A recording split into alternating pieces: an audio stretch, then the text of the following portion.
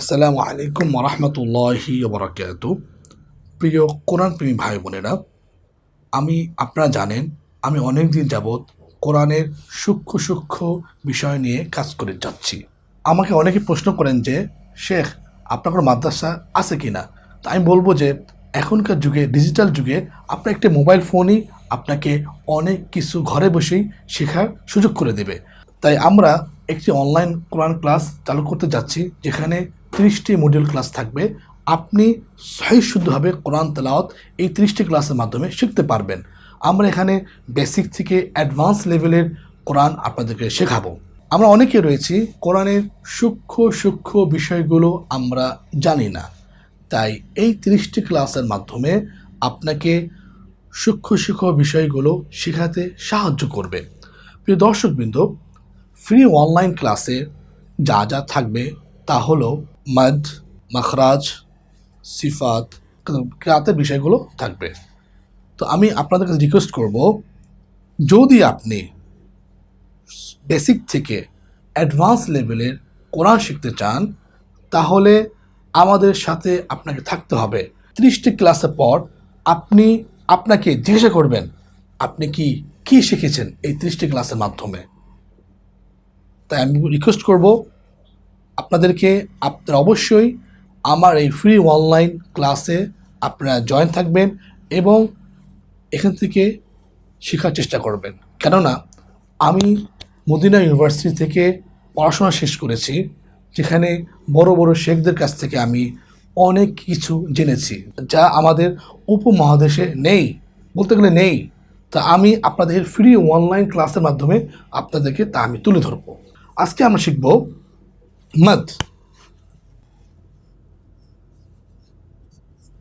মদ, আমরা জানি যে মদ টেনে পড়া, কিন্তু আমরা এটাকে জানি মাদের আরেকটি প্রকার আছে। আমরা জানি যে মধ্যে মুত্তাসিল, মধ্যে মুনফাসিল, মধ্যে তাবাই, মধ্যে লিন, কিন্তু আমরা এটা জানি না যে মাদের টানার পরিমাণ কতটুকু। তাহলে চলুন আজকে আমি দেখাই। মাদের টানার পরিমাণ 3 প্রকার।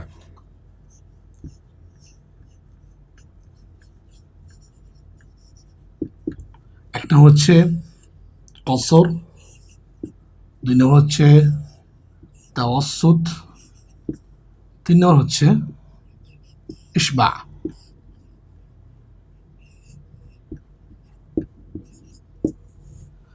এই যে কসর, তাওয়াসসুত, ইশবা, যে 3টা প্রকার রয়েছে, আমরা অনেকেই জানি না। আমরা জানি যে কসর, তাওয়াসসুত, বা আমরা জানি যে 2 হারাকাত, বা আমরা এটা জানি যে 4 হারাকাত, 4 টানতে হবে। কিন্তু আমরা কি জানি এই কসর 2 হারাকাত টানতে হবে, 2 হারাকাত।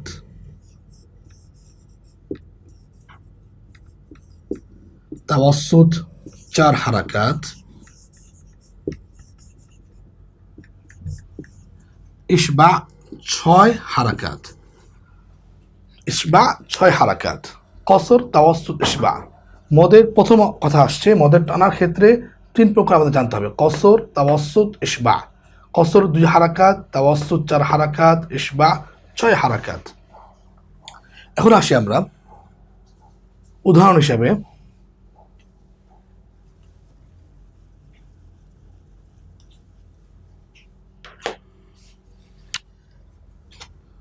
ফি উম্মিহা,